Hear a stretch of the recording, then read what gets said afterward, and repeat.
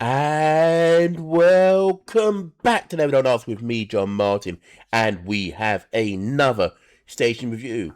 So I've done the East Coast, Carnforth near the West Coast, so we return to the South Coast and to West Sussex with the Southern Run station of Chichester.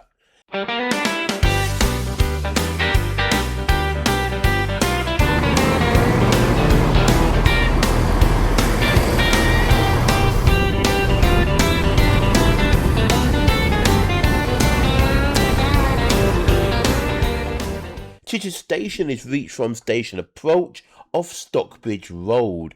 The city centre is to the north of the station. We're on the West Coastway line that runs between Brighton and Southampton. Barnham is 6.25 miles to the east. Fishbourne is 1.5 to the west. The story of Chichester Railway Station begins during the Great Railway boom of the Victorian era. In the early 1840s, railway promoters were looking to extend the rapidly expanding railway network westward along the Sussex coast. To achieve this, the Brighton and Chichester Railway Company were formed in 1844 with the aim of building a railway from Shoreham through Worthing and Littlehampton to Chichester. Construction progressed rapidly, and on the 8th of June 1846, Chichester Station was officially opened as the western terminus of the line. The timing of the station's opening coincided with major changes in the railway industry. Just a few weeks after Chichester Station opened, the Brighton and Chichester Railway was absorbed into the newly created London, Brighton and South Coast Railway, commonly known as the LB and SCR, formed in 27th of July 1846, the LB and SCR became one of the principal railway companies serving southern England and would operate Chichester Station for the next 77 years. Under the London, Brighton and South Coast, Chichester quickly developed into an important regional hub. The station stood on the main coastal route linking Brighton and Portsmouth, but was also the starting point for several branch lines. During the 19th century, routes were built northwards towards Midhurst and southwards towards the Chelsea Peninsula, giving Chichester a strategic role in the railway network of Western Sussex. As traffic increased, additional platforms and sidings were constructed, and the station became considerably larger than it appears today. The next major change came with the Railways Act of 1921. On the 1st of January 1923, most of Britain's railway companies were merged into the four large regional organisations. The London, Brighton and South Coast became part of the new Southern Railway. Chichester therefore passed into Southern Railway ownership. During this period, the station gained a reputation as one of the company's more prestigious stations. Its proximity to Goodwood Racecourse meant that special trains carrying racegoers and members of the royal family frequently used the station, giving it a status well beyond that of a typical provincial station. By the 1920s, it was regarded as one of the Southern Railway's most important stations outside London. Following the Second World War, Britain's railways were nationalised. On the 1st of January 1948, Southern Railway ceased to exist, and Chichester became part of the Southern region of British Railways, later known obviously as British Rail. Like many Victorian stations, the original Chichester buildings had suffered from decades of heavy use and wartime neglect. By the 1950s, the station was considered outdated and considerably more expensive to maintain. As a result, British Rail embarked on a major rebuilding process. Between 1957 and 1958, much of the original Victorian station was demolished. Reconstruction was extensive, replacing the ornate 19th century architecture with a design more typical of the period. After several years of work, the rebuilt station entered service in 1961. That meant that while the station site dates from 1846, much of the structure today is a project of the post-war modernisation British Rail era rather than Victorian. The decades that followed saw significant changes to the railway network around Chichester. The branch lines that once fed traffic into the station gradually disappeared as road traffic became more dominant. Passenger services on the Midhurst line ended during the 20th century, and the various branches eventually closed. The station lost several of its platforms, leaving the two main through platforms that remain in use today, although traces of the former layout can still be seen. With the privatisation of British Rail in the 1990s, train operations were franchised to private companies. Today, Chichester Station is managed by Southern Railways, operated by the Govia Thameslink Railway. There are two side platforms here. Platform 1 is Brighton-bound platform. It is 240 metres long. Platform 2 is the Southampton-bound platform at 244 metres. Our magnificent men in the Ministry of Transport class this as a C2 category important feeder station. I don't know, the men, women, non-binary? If you know better, please leave a comment down below. Marks for services, 6 out of 10. There are 4 trains an hour on the Coastway route to and from Brighton. The Southampton to Brighton service is half hourly. Southampton is 66 minutes away, Worthing 25, Brighton is 50. The Portsmouth and Southsea to Brighton service is hourly. Portsmouth and Southsea is just over 20 minutes away. There is also the Chichester to Brighton service via Littlehampton. Littlehampton is 20 minutes away. Brighton is a bit longer via this because we have to terminate and reverse at Littlehampton.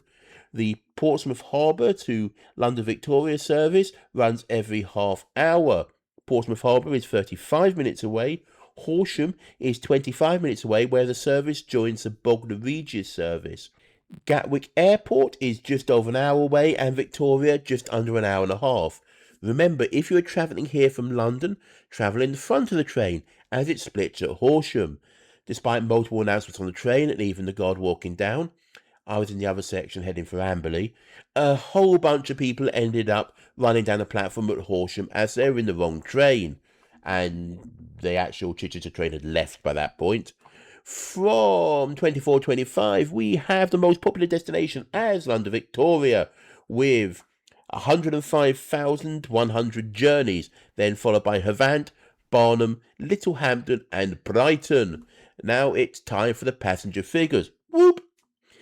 Chichester has 2,687,308 entries and exits, which works out at 7,062.5 per day.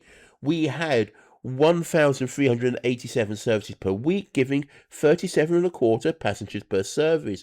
But people use this as an interchange station, so we have an actual average of 7,498 passengers passing through each day, which works out at 38.6 passengers per service. Passenger figures are on the up, but they haven't reached their pre-COVID levels. The peak figures are in the 2015 to 2016 year, after which industrial action and timetable changes dramatically reduced the numbers. Marks for onward travel, 4 out of 5. Chichester bus station is just across from the station. Stagecoach run the 51, 52, 53, 54, 55, 56, 60, 500, 600, 700, and the 707. The 61 goes to Chelsea, 52 and 53 go to East and West Wittering, 54 to South Harting and Petersfield. The 66 goes to Boxgrove and Tangmere. The 57 goes around Portfield, then heads out to Old Balsham. The 60 goes to Singleton and Midhurst. The 500 goes to Tanmere, Barnum and Littlehampton. The 600, Pagham and Bognor Regis. The 700 runs from Littlehampton and Bognor to Portsmouth. And the 707 runs on a Saturday from Bognor. Compass Travel run the 71, the 85, the 85A and the 99. The 71 runs to Storrington. The 85 and 85A run to Arundel, and the 99 to Petworth. Marks for accessibility, 9 out of 10. It's pretty much all good here. We're in a staff station with announcements and indicators. Both platforms are level access from the street, and the two platforms are linked by a subway with lifts. There's also a footbridge. This is a busy station for a two-platform affair, but because it's only two platforms, it's reasonably easy to navigate your way around. Marks for station facilities, 6 out of 10. So we have a ticket office in the main building. Onto the platforms, we have seating, There are toilets and waiting rooms. Canopies provide cover for passengers on both platforms. We have some vending machines and a cash point. Aside from coffee shops on both platforms, there aren't many retail establishments. The confidently confused compendium that is the National Rail website claims there are 208 car parking spaces and 180 bike parking spaces. Marks for care and character. 14 out of 20. This is a 1960s modernisation rebuild station. So the main building is basically a functional box rather than anything with character from the railway age. That said, with the high ceilings and the very pretty clock above the ticket office, this is not an oppressive structure.